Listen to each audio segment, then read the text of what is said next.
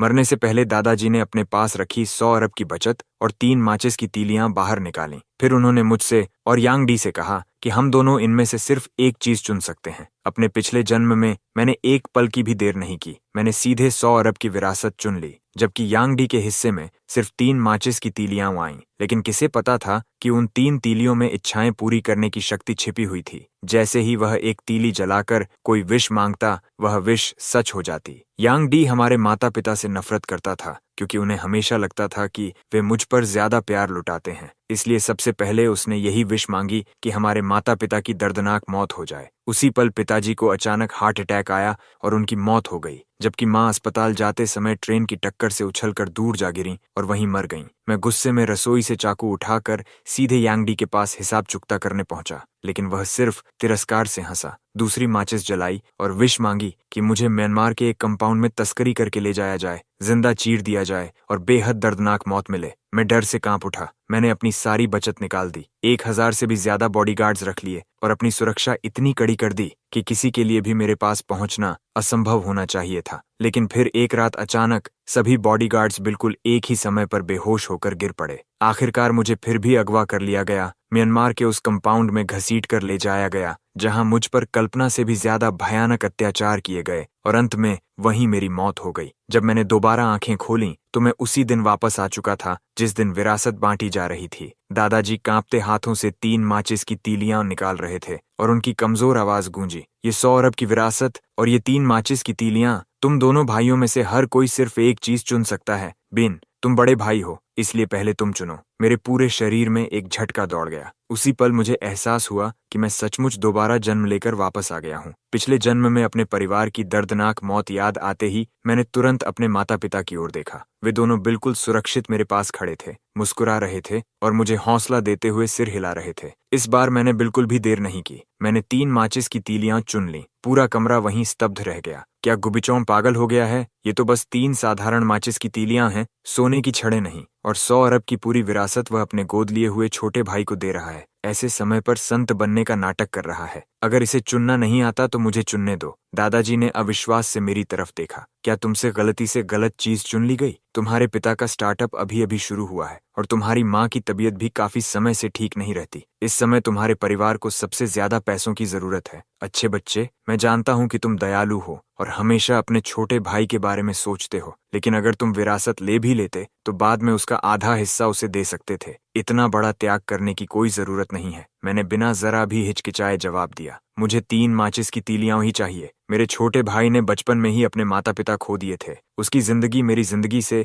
कहीं ज्यादा दुखद रही है। मुझे इस 100 अरब की विरासत का एक पैसा भी नहीं चाहिए। ये सब कुछ उसी को दे दीजिए। मेरा छोटा भाई खुशी से लगभग उछल पड़ा। उसने चेहरे पर घमंडी मुस्कान के साथ विरासत के कागजों पर तुरंत हस्ताक्षर कर दिए और फिर नकली एहसान जताते हुए बोला, धन्यवाद बड़े भाई, तुम सच में बहुत उदार हो। चिंता मत करना, जब तुम इतने गरीब हो जाओगे कि सड़क पर भीख मांगनी पड़ेगी, तब मैं तुम्हें 2 स्टीम्ड बंस जरूर खरीद कर दूंगा। मैंने उसकी और बाकी लोगों की हंसी मजाक की बिल्कुल परवाह नहीं की, क्योंकि उन माचिस की तीलियों का असली रहस्य सिर्फ मैं जानता था। उसी रात मैंने अपने माता पिता को उनके कमरे में पूरी रात करवटें बदलते सुना। माँ कड़वाहट से बोली, आखिर बचान क्या सोच रहा था? हमने उसे 20 साल से भी ज्यादा समय तक पाला और बदले में हमें यही मिला, एक बेवकूफ बेटा। पिताजी ने गहरी सांस छोड़ते हुए कहा, कल क्रेडिटर आने वाले हैं। अगर हम उनका पैसा वापस नहीं कर पाए तो यह घर भी हमारे हाथ से चला जाएगा। दादाजी हमेशा परिवार में सख्त नियम लागू रखते थे। उनका मानना था कि हर वंशज को अपनी क्षमता के बल पर जिंदगी जीनी चाहिए। पिताजी की कंपनी शुरुआती दौर में बहुत खराब चल रही थी और उसमें पहले ही बहुत सारा पैसा डूब चुका था। उन्हें उम्मीद थी कि मैं दादाजी की विरासत लेकर इस मुश्किल समय में उनकी मदद करूंगा, लेकिन मैंने उसकी जगह 3 माचिस की तीलियां चुन ली। जैसे ही मेरे गोद लिए हुए छोटे भाई को पूरी विरासत मिली, वह मौज मस्ती करने के लिए बाहर निकल गया, जैसे उसने जिंदगी की बाजी पहले ही जीत ली हो। अब उससे उम्मीद करना कि वह हमारे माता पिता का कर्ज चुकाएगा लगभग नामुमकिन था। माँ और पिताजी को पूरी रात चिंता में जागते देखकर मेरा दिल टूट गया। इसलिए मैंने चुपचाप पहली माचिस जलाई और विश मांगी। मैंने विश की कि माँ और पिताजी एक ही रात में अमीर बन जाएं। विश मांगने के बाद मैं राहत की सांस लेकर अपनी रजाई में लेट गया, लेकिन अगली सुबह तड़के ही माँ की चीख ने मुझे गहरी नींद से झकझोर कर उठा दिया। आग आग लग गई, घर में आग लग गई, सब कुछ जलकर राख हो गया। आग की लपटें पड़ोसियों के घर तक भी फैल गई थीं। अब हमें उन्हें भी करोड़ों का कॉम्पेंसेशन देना था। पिताजी जमीन पर सिर पकड़कर बैठे थे। उनका पूरा शरीर इतनी बुरी तरह कांप रहा था कि ऐसा लग रहा था जैसे वह किसी भी पल गिर पड़ेंगे। मैंने अपनी मुट्ठी में जली हुई काली माचिस की तीली इतनी जोर से पकड़ ली कि मेरा पूरा शरीर ठंडा पड़ गया। ये कैसे हो सकता है? माँ पहले ही घबराई हुई थीं और जैसे ही उन्होंने मुझे यूं ही स्तब्ध खड़ा देखा, इतने दिनों से दबा हुआ उनका सारा गुस्सा एक साथ फूट पड़ा। ये सब तुम्हारी गलती है। अगर तुमने उन बेवकूफ माचिस की तीलियों को नहीं चुना होता, माचिस, आग, हम पूरी तरह बर्बाद हो गए। यही हमारी किस्मत है। अगर तुमने 100 अरब की विरासत चुनी होती तो आज ये सब कभी नहीं होता। माँ गुस्से से कांप रही थीं और ठीक से बोल भी नहीं पा रही थीं। पिताजी ने चुपचाप उन्हें अपनी बाहों में खींच लिया, थकान से अपनी आंखें बंद कर लीं और एक शब्द भी नहीं कहा। मेरा सिर चकराने लगा। मैंने तो साफ साफ विश मांगी थी कि माँ और पिताजी रातों रात अमीर बन जाएं। फिर उनके साथ सब कुछ उल्टा क्यों हो गया? क्या ऐसा हो सकता है कि मेरे दोबारा जन्म लेने की वजह से इस जीवन में हर विश उलटी पूरी हो रही हो? जैसे ही यह ख्याल मेरे मन में आया, मैं तुरंत अपने कमरे में भागा और दूसरी माचिस की तीली निकाल ली। लेकिन इससे पहले कि मैं विश मांग पाता, घर का मुख्य दरवाजा जोरदार धमाके के साथ लात मारकर खोल दिया गया। हम लोग तुम्हारा कर्ज वसूलने के लिए इतनी देर से इधर उधर भागते फिर रहे हैं और तुम लोग घर में आराम कर रहे हो। ये आखिरी चेतावनी है। अगर कल तक पैसा नहीं मिला तो मैं अपने हाथों से तुम्हारे हाथ काट दूंगा। पहले वाला लोन शार्क का कर्ज अभी तक चुकाया नहीं गया था और अब इस अचानक लगी आग ने माँ और पिताजी पर करोड़ों का कॉम्पेंसेशन भी लाद दिया था। मजबूरी में माँ और पिताजी ने मेरे गोद लिए हुए छोटे भाई को फोन किया। उन्होंने लगातार 10 बार कॉल किया, तब जाकर उसने फोन उठाया। माँ की आवाज पहले से ही कांप रही थी। बेटा, तुम्हारे पिताजी और मैं बहुत बड़ी मुसीबत में हैं। दादाजी ने तुम्हें 100 अरब की विरासत दी है। हम ज्यादा नहीं मांग रहे, हमें सिर्फ 3 करोड़ चाहिए। प्लीज, अगर हमने कर्ज नहीं चुकाया तो क्रेडिटर हमारे हाथ काट देंगे। उसके सोशल मीडिया पर उसने जो लिमिटेड एडिशन रोलेक्स अभी खरीदी थी, उसकी अकेले की कीमत ही 5 करोड़ थी। लेकिन जब उसने हमारे माता पिता को मदद की भीख मांगते सुना तो उसने सिर्फ एक लंबी सांस ली और बेबस बनने का नाटक करने लगा। माँ, पिताजी, ऐसा नहीं है कि मैं आपको देना नहीं चाहता, लेकिन यह विरासत दादाजी ने खास तौर पर मेरे लिए छोड़ी है। मैं इसे यूं ही खर्च नहीं कर सकता। अगर किसी को दोष देना है तो मेरे बड़े भाई को दो, जिसने उस समय सिर्फ 3 माचिस की तीलियां चुनी थीं। माँ और पिताजी अभी कुछ और कहना चाहते थे, लेकिन उसने उनकी बात पूरी होने से पहले ही फोन काट दिया। उसके तुरंत बाद मेरे गोद लिए हुए भाई ने एक और पोस्ट डाल दी। उसकी गोद में एक छोटा सा कुत्ता था और उसके सिर पर शुद्ध सोने का एक छोटा क्राउन रखा हुआ था। कैप्शन में लिखा था, पैसा सिर्फ उन्हीं पर खर्च करना चाहिए जो उसके लायक हों।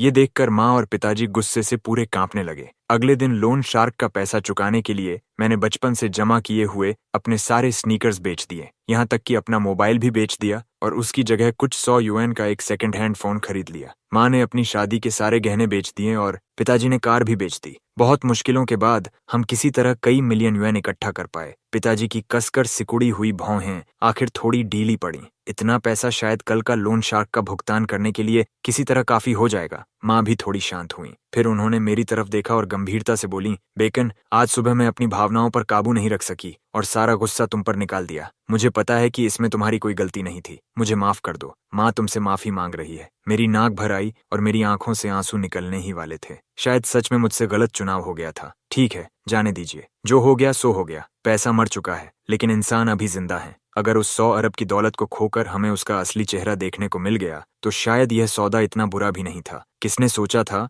कि जिस बच्चे पर हमें कभी तरस आया था, जिसे हमने अपने घर लाकर प्यार से पाला था, वही बड़ा होकर इतना एहसान फरामोश सांप निकलेगा। रात के खाने में सिर्फ सादे स्टीम्ड बंस थे, लेकिन फिर भी हम तीनों ने उस साधारण खाने में थोड़ी सी गर्माहट महसूस की। पिताजी ने अपने भविष्य की योजनाओं के बारे में बात करनी शुरू की और बहुत लंबे समय बाद उनकी आंखों में फिर से उम्मीद की चमक लौट आई। जब तक मेरे पास 2 हाथ और 2 पैर हैं, मैं दोबारा सब कुछ खड़ा कर सकता हूँ। उस रात मैंने दांत भींचकर दूसरी माचिस की तीली जला दी। मैं विश मांगता हूँ कि माँ और पिताजी अपाहिज हो जाएं और पूरी जिंदगी गरीबी में बिताएं। अगर मेरी पहली विश सचमुच उलटी पूरी हुई थी तो इस बार मैं जानबूझकर उलटी विश मांग रहा था। मेरी असली इच्छा सिर्फ इतनी थी कि माँ और पिताजी सुरक्षित, शांतिपूर्ण और खुशहाल जिंदगी जी। मैंने जली हुई माचिस की तीली को इतनी जोर से पकड़ रखा था कि सांस लेने की भी हिम्मत नहीं हो रही थी। मुझे डर था कि अगर पिछली रात की तरह मैं फिर सो गया तो सुबह उठते ही मेरा सामना किसी और भयानक नाइटमेयर से होगा। अब मुझे दौलत या ऊंचे स्टेटस की बिल्कुल परवाह नहीं थी। मैं सिर्फ यही चाहता था कि मेरे माता पिता अपनी पूरी जिंदगी स्वस्थ और खुश रहें। मैं सुबह 5 बजे तक जागता रहा। तभी अचानक थकान की एक जबरदस्त लहर मेरे पूरे शरीर पर टूट पड़ी। मेरा शरीर लड़खड़ा गया। कुछ पल के लिए मेरी नजर धुंधली हो गई और मैं बेहोश हो गया। जब मेरी आंख खुली, पूरा घर बिल्कुल शांत था। मेरा दिल जोर जोर से धड़कने लगा। मैं धीरे धीरे माता पिता के कमरे तक गया और दरवाजे से अंदर झांका। माँ और पिताजी दोनों आराम से सो रहे थे। यह देखकर मैंने राहत की सांस ली, लेकिन जैसे ही मैं वापस अपने कमरे की ओर मुड़ने वाला था, उनके कमरे से एक साथ दो भयानक चीखें गूंज उठीं। मैं तुरंत दरवाजा खोलकर अंदर भागा और वह दृश्य देखकर लगभग बेहोश हो गया। कुछ ही पल पहले दोनों बिल्कुल ठीक थे, लेकिन अब उनके पैरों की सभी उंगलियां पूरी तरह काली पड़ चुकी थीं। वे अपने पैरों को पकड़कर दर्द से चीख रहे थे। मेरा सिर सुन्न पड़ गया और मैंने घबराकर तुरंत इमरजेंसी नंबर पर कॉल किया। जब तक डॉक्टर पहुंचे, काला पड़ चुका हिस्सा उनके पैरों की उंगलियों से बढ़ते बढ़ते शरीर के निचले आधे हिस्से तक फैल चुका था। डॉक्टर का चेहरा गंभीर हो गया। स्थिति बहुत तेजी से बिगड़ रही है, तुरंत एम्पुटेशन की तैयारी कीजिए। मैं वहीं लगभग गिर पड़ा। जैसे ही मुझे पिछली रात की अपनी विश याद आई, मुझे खुद से इतनी नफरत होने लगी कि मेरा मन हुआ खुद को टुकड़े टुकड़े कर दूं। बड़ी मुश्किल से जो पैसा हमने इकट्ठा किया था, वह पल भर में सर्जरी की फीस में खत्म हो गया। मुझे इस तरह टूटकर रोता देखकर कि मेरी सांस तक रुकने लगी थी, डॉक्टर भी सिर्फ सिर हिलाकर आह भर सके। हमें इसकी असली वजह नहीं पता। मुझे तो छोड़िए, मेरे अपने टीचर ने भी ऐसा केस पहले कभी नहीं देखा। अगले दिन लोन शार्क पैसे वसूलने अस्पताल पहुंच गए। धत्त तेरे की, हम तुम्हें हर जगह ढूंढ रहे थे। ये मत समझना कि हॉस्पिटल में छिपकर बच जाओगे। आज चाहे कुछ भी हो जाए, हम तुम्हारे हाथ काट कर ही जाएंगे। लेकिन जैसे ही वे कमरे के अंदर आए और मेरे माता पिता के कटे हुए शरीर देखे, वे वहीं ठिठक गए। उनके चेहरों का सारा घमंड पल भर में गायब हो गया और उसकी जगह दया ने ले ली। छोड़ो, जब पैसे हों तब लौटा देना। जाते जाते उन्होंने मुझे 200 यूएन भी दिए और कहा कि कुछ खा कर लेना। मैंने पैसे जेब में रखे तो मेरी उंगलियां तीसरी माचिस की तीली से टकराईं। पहली बार मैंने अच्छी विश मांगी थी, लेकिन उसका नतीजा भयानक निकला। दूसरी बार मैंने जानबूझकर उलटी विश मांगी ताकि बुरी विश अच्छे नतीजे में बदल जाए, लेकिन इस बार भी बुरी बात ही सच हो गई। ये विशेस पूरी करने वाली माचिस नहीं थीं, बल्कि मानो पेंडोरास बॉक्स की चाबी थीं। लेकिन अगर मैं विश ही न मांगूं तो वह भी एक बंद रास्ता था। तीसरी माचिस मेरी आखिरी उम्मीद थी, मेरे और मेरे माता पिता की किस्मत बदलने का आखिरी मौका। लेकिन अब मैं आखिर कैसी विश मांगूं? मेरा दिमाग पूरी तरह उलझ चुका था। मेरे माता पिता को अभी मेरी देखभाल की जरूरत थी, इसलिए फिलहाल मुझे माचिस वाली बात एक तरफ रखनी पड़ी। अचानक हुए एम्पुटेशन के बाद वे दोनों गहरे डिप्रेशन में चले गए। अपने पैर खोने के दर्द और दुख ने उन्हें दिन रात तोड़कर रख दिया था। लेकिन खुद इतनी तकलीफ में होने के बावजूद जब उन्हें दर्द के कारण नींद तक नहीं आती थी, तब भी वे मुझे दिलासा देने की पूरी कोशिश करते थे। हमें दर्द नहीं हो रहा, इसलिए तुम इतना दुखी मत हो। शायद ये ऊपर वाले की परीक्षा है। जब तक हम इसे सहते रहेंगे, आखिर में सब कुछ फिर से ठीक हो जाएगा। मैंने अपने आंसू रोक लिए और खुद को मजबूत बनाए रखा। माता पिता के लिए कुछ पौष्टिक खाना खरीदने के लिए मैं कंस्ट्रक्शन साइट पर जाकर दिहाड़ी मजदूर की तरह काम करने लगा। बड़ी मुश्किल से कुछ दर्जन यूएन कमाने के बाद मैंने उनके लिए 1 पाउंड ब्रेस्ड बीफ खरीदा। अस्पताल लौटते समय पूरे रास्ते में यही सोचता रहा कि उसे देखकर माँ और पिताजी के चेहरे पर मुस्कान आ जाएगी। लेकिन जैसे ही मैं हॉस्पिटल के कमरे में पहुंचा, माँ ने एक कप उठाकर सीधे मेरे सिर पर दे मारा। निकल जाओ, अभी के अभी यहाँ से निकल जाओ। मैं वहीं जड़ होकर खड़ा रह गया। फिर मैंने सिर घुमाया और देखा कि मेरा गोद लिया हुआ छोटा भाई, जो कई दिनों से गायब था, अचानक मेरे माता पिता के पास खड़ा था। उसने घमंड से अपना फोन मेरी तरफ लहराया, फिर मुड़कर प्यार से माँ और पिताजी को सहारा दिया। आप दोनों को लगा कि मैं इन दिनों बाहर मौज मस्ती कर रहा था, लेकिन सच तो ये है कि मैं चुपके से अपने बड़े भाई पर नजर रख रहा था। मुझे बहुत पहले से ही इस पर शक था, इसलिए मैंने ड्रोन की मदद से ये वीडियो रिकॉर्ड की। इस वीडियो की हर चीज बिल्कुल असली है। मेरा बड़ा भाई ऊपर से भले ही दयालु दिखता हो, लेकिन अंदर से वह बेहद खतरनाक और निर्दयी इंसान है। वीडियो में मैं एक मैच को कसकर पकड़े हुए था और पूरी सच्ची नीयत से अपनी विश मांग रहा था। मेरी विश है कि मम्मी और पापा पूरी जिंदगी के लिए डिसेबल्ड हो जाएं और गरीबी में जिए। मम्मी और पापा की आंखों में गुस्सा भड़क उठा। तो यही वजह है कि पिछले कुछ दिनों से हमारी किस्मत इतनी खराब चल रही थी। तुम इतने समय से हमें कर्ज कर रहे थे। मैं घबरा गया और जल्दी जल्दी पूरी सच्चाई बता दी। मम्मी पापा, मेरी बात सुनो। ग्रैंडपा जो मैचेस मेरे लिए छोड़कर गए थे, वे विशेस पूरी कर सकते हैं। पहली बार मैंने विश की थी कि आप लोग रातों रात अमीर बन जाएं, लेकिन उसकी जगह आप बैंक्रप्सी में चले गए। इसलिए दूसरी बार मैंने जानबूझकर बिल्कुल उलटी विश मांगी। एक पल के लिए मम्मी और पापा की आंखों में हिचकिचाहट दिखाई दी, लेकिन तभी यांग डी आगे बढ़ा और उसने जोर से मेरे चेहरे पर थप्पड़ मार दिया। तुम्हारे हिसाब से ग्रैंडपा के मैचेस से चाहे जो भी विश मांगो, उसके बाद सिर्फ डिजास्टर ही होता है ना? कितनी बकवास बात है। वह तुम्हारे असली ग्रैंडपा थे। वह तुम्हें ऐसी चीज क्यों देकर जाते? मम्मी और पापा को उसकी बात सही लगने लगी और उनकी आंखों में लौटी हुई नरमी तुरंत फिर से ठंडी नफरत में बदल गई। आज से यांग डी ही हमारा इकलौता असली बेटा है। तुम सिर्फ बदकिस्मती लेकर आते हो। जितना दूर जा सकते हो हमारी जिंदगी से चले जाओ। मैं पूरी तरह टूट गया। आखिर सब कुछ ऐसा कैसे हो गया? यांग डी ने मेरा सारा सामान कमरे से बाहर फेंक दिया और मैंने मौका देखकर उससे सवाल किया, ये सब तुम्हारी ही चाल है ना? तुम्हें 100 बिलियन की इनहेरिटेंस पहले ही मिल चुकी है, फिर भी तुम मम्मी और पापा को मुझसे छीनना क्यों चाहते हो? उसने मेरी तरफ देखा और तिरस्कार से मुस्कुराया। कोई खास वजह नहीं, बस मैं तुम्हें बिल्कुल भी बर्दाश्त नहीं कर सकता। इतना कहकर उसने दरवाजा जोर से बंद कर दिया। कमरे के अंदर वे तीनों हंसते हुए खुशी खुशी बातें कर रहे थे और मैं अस्पताल के भीड़-भाड़ वाले कॉरिडोर में, जहां चारों तरफ लोग आ जा रहे थे, एक पूरे क्लाउन की तरह अकेला खड़ा रह गया। अपनी पिछली जिंदगी में यांग डी ने मम्मी और पापा को बेरहमी से नुकसान पहुंचाया था, लेकिन इस जिंदगी में वह खुद उनके करीब आने की पूरी कोशिश कर रहा था। इसमें कोई शक नहीं था कि वह किसी अच्छे इरादे से ऐसा नहीं कर रहा था। मुझे जितनी जल्दी हो सके सच का पता लगाना था, वरना पिछली जिंदगी की ट्रेजेडी फिर से दोहराई जाती। मेरा पहला शक यही था कि यांग डी ने मेरे हाथ वाले मैचेस बदल दिए थे। शायद विशेष पूरी करने वाले मैचेस की जगह उसने कोई कर्स्ड ऑब्जेक्ट्स रख दिए थे जो सिर्फ डिजास्टर लाते थे। मैंने अपनी हर चीज बेच दी और बहुत सारा पैसा उधार लेकर एक डिटेक्टिव को हायर किया, लेकिन उसकी इन्वेस्टिगेशन का नतीजा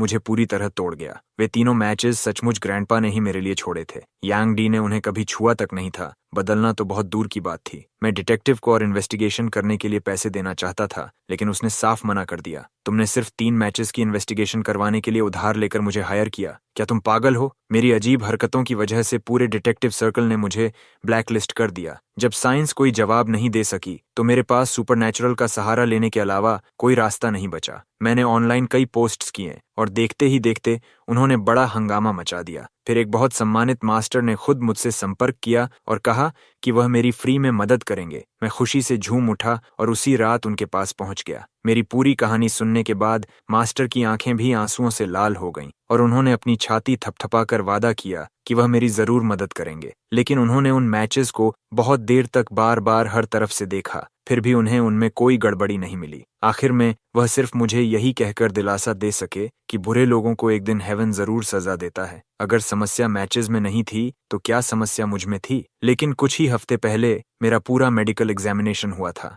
मेरे शरीर से लेकर मेरी मेंटल स्टेट तक सब कुछ बिल्कुल स्वस्थ था। जब मेरे पास कोई भी रास्ता नहीं बचा, तभी अचानक मुझे मेरे अडॉप्टेड ब्रदर की भेजी हुई एक पिक्चर मिली। भाई, मम्मी और पापा ने मुझे तुम्हारा कमरा दे दिया। ओह, और लगता है ये वही ट्रांसफॉर्मर है जिसे तुम बचपन से सबसे ज्यादा प्यार करते थे। मुझसे गलती से ये टूट गया। तुम मुझे दोष नहीं दोगे, है ना? मैंने अपना फोन इतनी जोर से पकड़ लिया कि मेरी उंगलियों की गांठें सफेद पड़ गईं। वही ट्रांसफॉर्मर ग्रैंडपा की छोड़ी हुई आखिरी निशानी था जो मुझसे सबसे ज्यादा प्यार करते थे। गुस्सा सीधे मेरे सिर पर चढ़ गया और मेरा मन किया कि अपने अडॉप्टेड ब्रदर के टुकड़े टुकड़े कर दूं। लेकिन तभी मेरी नजर पिक्चर के कोने में मौजूद एक छोटी सी डिटेल पर पड़ी। उसे मास्टर की अभी अभी कही हुई बात से जोड़ते ही मुझे अचानक सब कुछ समझ में आ गया। आखिरकार मुझे समझ आ गया कि इस जिंदगी में मैंने जो पहली 2 विशेस मांगी थीं, वे मुझे वह क्यों नहीं दे पाईं जो मैं चाहता था। और मुझे यह भी पूरी तरह समझ आ गया कि मेरी तीसरी विश आखिर क्या होनी चाहिए। जब मैंने अपने किराए के कमरे में तीसरी मैच जलाई तो मेरा पूरा शरीर उत्साह से कांप रहा था।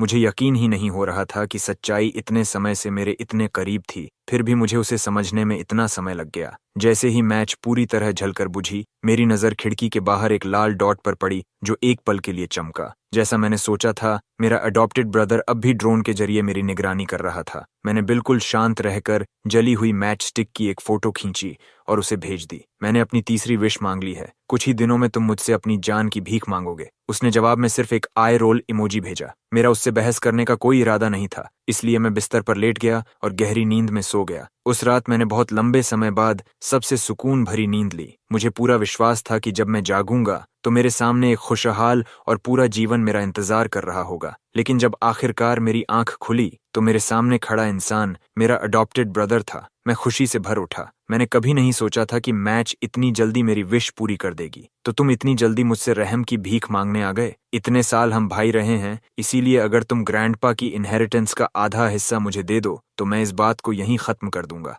मेरे अंदर आत्मविश्वास कूट कूट कर भरा हुआ था। कल जब मेरे अडॉप्टेड ब्रदर ने मेरा टूटा हुआ ट्रांसफॉर्मर दिखाकर मुझे चढ़ाने के लिए फोटो भेजी थी, तभी मैंने उस तस्वीर के कोने में छिपा हुआ एक बेहद बारीकी से बनाया गया सिंबल देख लिया था। वह सिंबल ब्लैक मार्केट के सबसे बदनाम डेस्पेराडो वल्चर का था। वल्चर पैसे लेकर काम करता था, कीमत सही हो तो वह किसी भी टारगेट और किसी भी जॉब को स्वीकार कर लेता था। अपनी पिछली जिंदगी में जब मेरे अडॉप्टेड ब्रदर ने मुझे कर्ज किया था, तब मैंने बहुत बड़ी रकम देकर उसे अपना बॉडीगार्ड हायर किया था। इसीलिए मैं उस निशान को देखते ही पहचान गया। जैसे ही मैंने उस सुराग का पीछा करना शुरू किया, मुझे जल्दी ही पता चल गया कि जिस समय मैंने पहली विश मांगी थी कि मेरे मम्मी पापा अमीर बन जाएं, ठीक उसके तुरंत बाद मेरे अडॉप्टेड ब्रदर ने ब्लैक मार्केट पर एक ऑर्डर दिया था। सच तो यह था कि मेरी पहली विश वास्तव में पूरी हो चुकी थी। वह मेजर शेयर होल्डर जिसने पापा की कंपनी में 1 बिलियन इन्वेस्ट करने का वादा किया था, उसने पैसे लेकर अपने लोगों को पहले ही भेज दिया था। लेकिन रास्ते में ही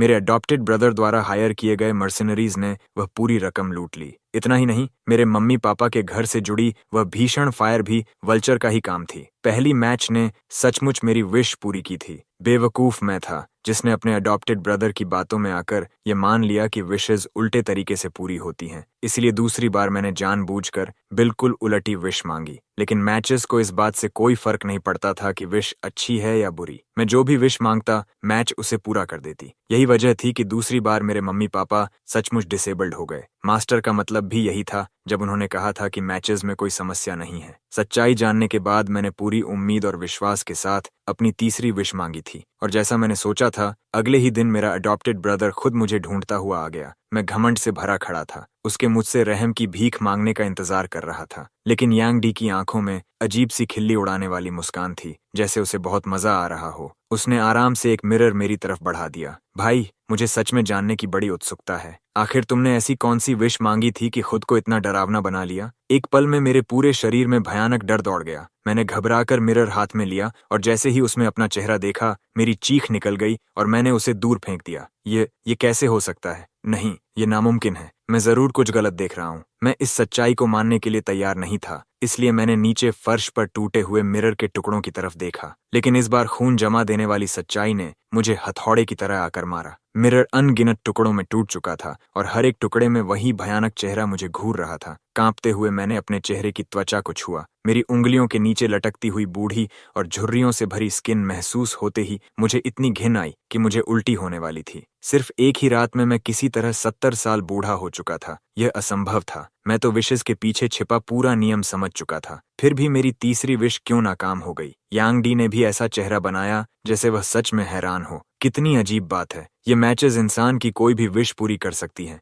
फिर भी न जाने कैसे तुमने खुद को ही एक मॉन्स्टर बना लिया। भाई, कहीं ऐसा तो नहीं कि तुम्हें कोई अजीब सा ऑब्सेशन हो? उसकी बात सुनते ही मेरा दिल ऐसे मरोड़ खाने लगा जैसे किसी ने उसे पकड़कर पूरी ताकत से निचोड़ दिया हो। अगर सचमुच मैचेस में कोई खराबी नहीं थी तो मेरी तीसरी विश जरूर पूरी होनी चाहिए थी। मैंने विश मांगी थी कि यांग डी को उसके किए की सजा मिले। फिर वह सारी सजा उल्टा मुझ पर ही क्यों आ गिरी? मैं झपट कर उसके पास पहुंचा और उसका कॉलर पकड़ लिया। ये सब तुम्हारी ही चाल है ना? क्या तुमने किसी तरह का डार्क ट्रिक इस्तेमाल किया ताकि सारी सजा पलटकर मुझ पर आ जाए? यांग डी ने एक एक करके मेरी उंगलियां अपने कॉलर से हटाईं और तिरस्कार भरी नजर से मुझे देखा। Dark trick? तुम्हारे जैसे इंसान पर इतनी एडवांस्ड चीज इस्तेमाल करने की भी जरूरत नहीं पड़ती। फिर उसके चेहरे पर एक ठंडी मुस्कान फैल गई। भाई, वैसे भी अब तुम मरने ही वाले हो, इसलिए तुम्हें एक राज बता देता हूँ। मैं भी रिबॉर्न हुआ हूँ। मेरी आंखें फैल गईं और मेरा दिमाग तेजी से दौड़ने लगा। पिछली जिंदगी में यांग डी ने इन्हीं मैचेस से विशेस मांगकर मुझे और मेरे मम्मी पापा को इतनी बुरी तरह बर्बाद किया था कि हम सबकी मौत भी चैन से नहीं हुई थी। अगर वह भी रिबॉर्न हुआ था तो इस जिंदगी में उसे भी मैचेस के लिए मुझसे लड़ना चाहिए था। मैंने जितना भी सोचा, मुझे उसकी बात समझ नहीं आई। फिर तुमने मैचेस मुझे लेने क्यों दिए? क्या तुम्हें डर नहीं था कि मैं इन्हीं से तुमसे बदला ले लूंगा? यांग डी इतनी जोर से हंसा कि उसकी आंखों से आंसू निकल आए। भाई, मुझे पता था कि तुम मुझसे नफरत करोगे। मुझे यह भी पता था कि तुम्हारी तीसरी विश यही होगी कि मेरी मौत बहुत दर्दनाक हो। लेकिन अब मुझे देखो, मैं बिल्कुल सही सलामत यहाँ खड़ा हूँ, जबकि तुम खुद इस घिनौने रूप में बदल चुके हो। तुम्हारा गुस्सा देखकर तो लगता होगा जैसे तुम्हारे फेफड़े फटने वाले हैं, है ना? मैं वहीं जड़ होकर खड़ा रह गया। फिर यांग डी मेरे कान के पास झुककर रहस्यमयी आवाज में बोला, ये तीनों मैचेस सचमुच विशेस पूरी कर सकती हैं, लेकिन जो इंसान इन्हें इस्तेमाल करता है, आखिर में उसी पर बैकलैश होता है। पिछली जिंदगी में मैंने 2 विशेस इस्तेमाल करके तुम्हें और मम्मी पापा को बेहद दर्दनाक मौत दिलाई थी, लेकिन तुम्हारी मौत के कुछ समय बाद ही मेरा पूरा शरीर सड़ने लगा। मैंने तीसरी विश से खुद को ठीक करने की भी कोशिश की, लेकिन उसका भी कोई फायदा नहीं हुआ। तभी मुझे असली सच्चाई पता चली। जो भी इंसान मैचेस का इस्तेमाल करता है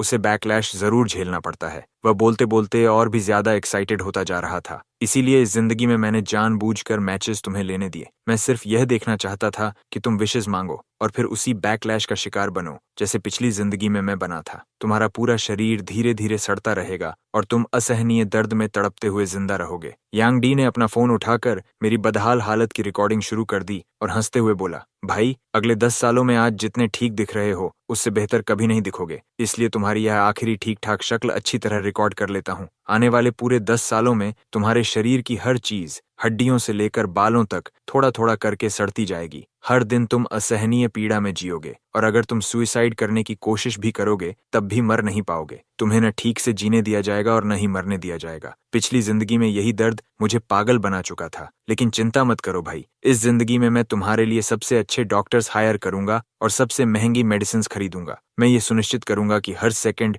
हर मिनट तुम पूरी तरह होश में रहो। तभी तो मैं सच्चे भाई होने का फर्ज निभा पाऊंगा। उसके सामने लगभग पागल हो चुके यांग डी को देखकर मुझे सिर्फ निराशा महसूस हुई। जब मम्मी पापा पहली बार उसे घर लाए थे तब वह इतना दुबला पतला और छोटा था कि किसी बेसहारा स्ट्रे बच्चे जैसा लगता था। उसे बस मेरे पीछे पीछे घूमना और मुझे बिग ब्रदर कहना आता था। मैंने उसे सिर्फ एक कैंडी दी थी और वह इतना भावुक हो गया था कि उसकी आंखों में आंसू आ गए थे। उसने कसम खाई थी कि बड़ा होकर बहुत सारे पैसे कमाएगा और मुझे ढेर सारे स्नैक्स खरीद कर देगा। हमारा पूरा परिवार उससे बहुत प्यार करता था और उसे लगभग सिर पर बिठाकर रखता था। वह स्वभाव से बहुत सेंसिटिव था, इसलिए बचपन से लेकर आज तक उसने जो भी पहना या इस्तेमाल किया वह बिल्कुल मेरे जैसा होता था और कई बार तो मुझसे भी बेहतर। मुझे विश्वास था कि अगर हम उसे भरपूर प्यार देंगे तो वह बड़ा होकर दयालु, समझदार और खुले दिल वाला इंसान बनेगा। लेकिन मैं गलत था। कुछ लोग जन्म से ही अंदर से सड़े हुए होते हैं। तभी मैंने एक ही झटके में अपने चेहरे पर लगी इंसानी स्किन मास्क उतार फेंकी। यांग डी की हंसी उसी पल रुक गई। उसकी आंखें इतनी फैल गईं कि जैसे बाहर निकल पड़ेंगी। मैं धीरे धीरे अपनी पॉकेट से एक मैच निकालकर उसकी तरफ लहराने लगा। वह सिर्फ एक साधारण मैच थी। असली तीसरी मैच तो मैंने अब तक इस्तेमाल ही नहीं की थी। मेरे पास अभी भी एक विश बची हुई थी। तो बताओ, इस बार तुम्हारे हिसाब से मैं क्या विश मांगने वाला हूँ? यांग डी के चेहरे का रंग एक पल के लिए उड़ गया, लेकिन उसने जल्दी ही खुद को संभाल लिया। क्या तुम्हें बैकलैश से डर नहीं लगता? मैं मुस्कुराया और धीरे से सिर हिलाया। अब तक भी तुम्हें असली बात समझ नहीं आई। तुम्हारी पिछली जिंदगी में तुम्हें बैकलैश इसलिए झेलना पड़ा क्योंकि तुमने मैचेस का इस्तेमाल लोगों को नुकसान पहुंचाने के लिए किया था। तुमने बहुत सारे पाप किए थे, इसलिए तुम्हें उसकी सजा मिली। सिर्फ विश मांगने से बैकलैश नहीं होता। इस जिंदगी में भले ही मैंने अपनी दूसरी विश से मम्मी पापा को डिसेबल्ड बना दिया था, लेकिन मैंने ऐसा सिर्फ इसलिए किया क्योंकि मुझे गलती से लगा था कि विशेस उल्टे तरीके से पूरी होती हैं। उसे जानबूझकर किया गया पाप नहीं माना जा सकता। अभी मैंने जानबूझकर ऐसा दिखावा किया कि मुझ पर बैकलैश हुआ है ताकि मैं तुम्हें सब कुछ कबूल करवाने के लिए फंसा सकूं। और अभी तुमने जो एक एक शब्द कहा है वह सब रिकॉर्ड होकर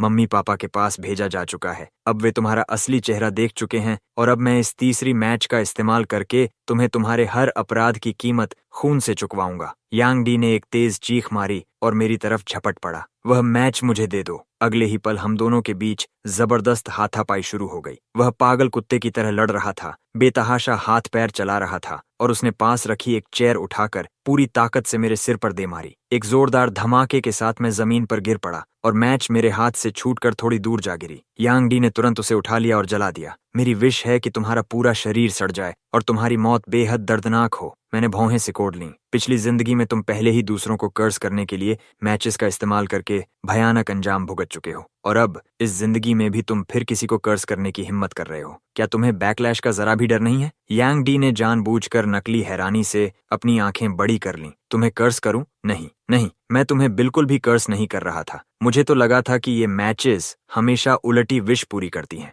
मेरी गलती। असल में तो मैं यही विश करना चाहता था कि मेरे प्यारे भाई की सेहत हमेशा अच्छी रहे और वह खुशहाल परफेक्ट लाइफ जिए। फिर उसने मासूमियत से पलकें झपकाईं। उसके होंठों के कोने ऊपर उठे हुए थे, लेकिन उसकी आंखों से झट टपक रहा था। लेकिन अब तो मैच जल चुकी है, इसलिए मैं इसे ठीक भी नहीं कर सकता। मेरा भाई इतना दयालु इंसान है, इसलिए मुझे पूरा यकीन है कि तुम मुझे माफ कर दोगे, है ना? मैंने धीरे से एक लंबी सांस छोड़ी। मेरी तीसरी विश ये होने वाली थी कि मम्मी पापा लंबी स्वस्थ जिंदगी जी और तुम्हें तुम्हारे हर अपराध की उचित सजा मिले। यांग डी ने बेसब्री से जीभ चटकाई। एक मैच, एक विश। मैं अपनी विश पहले ही मांग चुका हूँ, अब अपनी विश अगली जिंदगी के लिए बचा कर रखना। वह मुड़कर जाने लगा, लेकिन ठीक उसी पल मैंने अपने पीछे से अभी अभी जली हुई एक और मैच स्टिक निकालकर उसके सामने कर दी। छोटे भाई, कहीं तुम्हें सच में यह तो नहीं लगा कि मैं इतना बेवकूफ हूँ कि असली तीसरी मैच तुम्हारे सामने लहराऊं और तुम्हें उसे चुराने दूं? जो मैच तुमने छीनी थी वह तो बस एक बिल्कुल साधारण मैच थी। जो मैंने अभी जलाई है वही असली तीसरी मैच थी।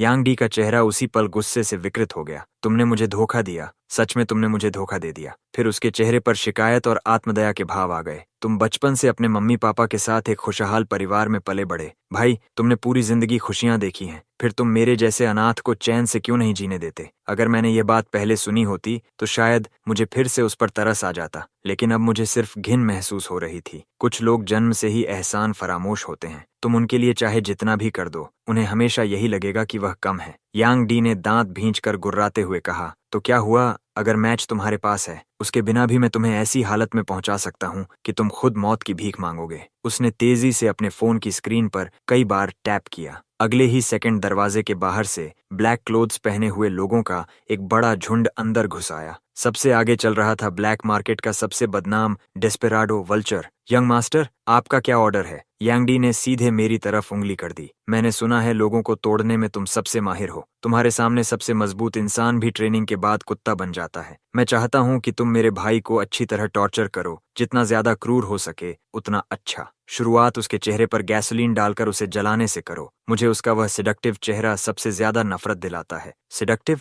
मैं पूरी तरह सन्न रह गया। मैं तो पूरी जिंदगी एक शट इन नर्ड रहा था। मैंने आखिर कब किसी को सिड्यूस किया था? मेरे चेहरे पर फैली उलझन देखकर यांग डी ने आखिर वह सारी जलन उगल दी जो उसने सालों से अपने दिल में दबा कर रखी थी। तुमने इतनी सारी लड़कियों को अपनी तरफ आकर्षित किया कि तुम्हें खुद याद भी नहीं कि वे कौन थीं। किंडरगार्टन में एक अमीर लड़की मुझे बहुत पसंद करती थी, लेकिन फिर तुम उसके पास गए और उससे बस कुछ बातें की। उसके बाद उसने मुझसे दोबारा कभी बात ही नहीं की। अगर तुम बीच में नहीं आते तो मैं बहुत पहले ही किसी अमीर परिवार में शादी करके एक सम्मानित यंग मास्टर बन चुका होता। मुझे इस परिवार में रहकर हर जगह लोगों की नजर में छोटा महसूस नहीं करना पड़ता। जिस पल उसने यह कहा, मुझे आखिरकार सब समझ आ गया और मेरा मन हुआ कि अपनी आंखें घुमा लूं। उस अमीर लड़की का परिवार गंदे और गैर कानूनी धंधों में शामिल था। जब मैंने देखा कि वह यांग डी के करीब आ रही है तो मुझे डर हुआ कि कहीं वह किसी खतरनाक मामले में न फंस जाए। इसीलिए मैंने उसे उससे दूर रहने की चेतावनी दी थी। मैंने कभी नहीं सोचा था कि वह इतनी छोटी सी बात का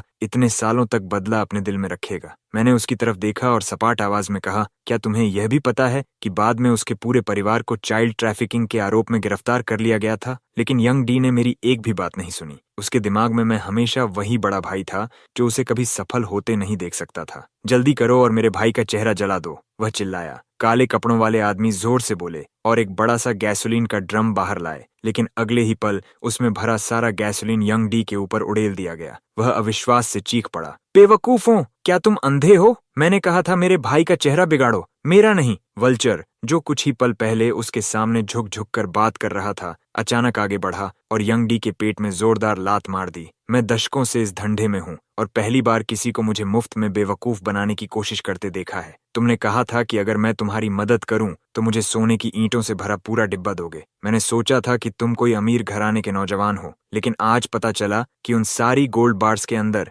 सिर्फ चॉकलेट भरी थी। तुमने सच में हमें बेवकूफ समझ लिया और ऊपर से हमें ही इडियट कहने की हिम्मत करते हो। उसी पल मुझे समझ आ गया कि मेरी तीसरी इच्छा यानी यंग डी को उसके कर्मों की सजा मिलना अब असर दिखाना शुरू कर चुकी थी। यंग डी चीखते हुए पीछे लड़खड़ा गया। ये मैंने नहीं किया। मेरे भाई ने मैच की मदद से उन गोल्ड बार्स पर कर्ज कर दिया था। उसके आसपास खड़े सारे आदमी जोर जोर से हंस पड़े। कर्ज? तुम क्या किसी फेरी टेल के प्रिंस हो? वल्चर ने लाइटर जलाते हुए ताना मारा। चलो लड़कों, इसे थोड़ी आग दिखाते हैं, शायद इसका दिमाग ठिकाने आ जाए। जब यंग डी की दर्द भरी चीखें पूरे कमरे में गूंज रही थीं, मैंने उस अफरा तफरी का फायदा उठाया, किराए के अपार्टमेंट से बाहर निकला और पूरी ताकत से अपने घर की ओर दौड़ पड़ा। हालांकि यंग डी ने अपनी जिंदगी में हर तरह के बुरे काम किए थे, फिर भी निकलने से पहले मैंने उसके लिए पुलिस को फोन कर दिया। आखिर अगर मैं बस खड़ा होकर उसे मरते हुए देखता रहता तो कानून की नजर में मैं भी दोषी होता। घर पहुंचते ही माँ और पापा दौड़कर आए और मुझे कसकर गले लगा लिया। वे बार बार मुझसे माफी मांगने लगे। अगर वे रिकॉर्डिंग्स नहीं होती तो हम पूरी तरह उसके धोखे में आ जाते। हमें माफ कर दो बेकन, हमने सच में तुम्हें गलत समझा। मेरी तीसरी इच्छा यही थी कि माँ और पापा स्वस्थ और खुश रहें। कुछ ही समय बाद हमें एक नए बायोलॉजिकल प्रोस्थेटिक्स रिसर्च प्रोजेक्ट की तरफ से सूचना मिली। वे चाहते थे कि मेरे माता पिता इलाज करवाने वाले पहले वॉलंटियर्स बने और पूरा इलाज बिल्कुल मुफ्त था। मेरे माता पिता को ऑपरेशन थिएटर में स्ट्रेचर पर ले जाया गया, लेकिन सिर्फ कुछ घंटों बाद वे अपने पैरों पर दौड़ते हुए बाहर आए। ये नई बायोटेक इंसानी शरीर के साथ इतनी अच्छी तरह जुड़ गई थी कि वे फिर से दौड़ सकते थे, कूद सकते थे और ऐसा लगता था मानो उनके असली पैर कभी गए ही नहीं थे। जिस इन्वेस्टर ने पहले मेरे माता पिता में निवेश करने का फैसला किया था, उसने भी उन्हें फिर से ढूंढ लिया और दोबारा पार्टनरशिप शुरू कर दी। उसने माँ और पापा का पूरा साथ दिया ताकि वे अपनी जिंदगी नई शुरुआत के साथ फिर से बना सकें। कुछ दिनों बाद हमें यांग डी के बारे में खबर मिली। उसके शरीर का 99% से भी ज्यादा हिस्सा बुरी तरह झुलस चुका था और उस असहनीय दर्द की यातना ने उसका मानसिक संतुलन पूरी तरह छीन लिया था। माँ, पापा और मैंने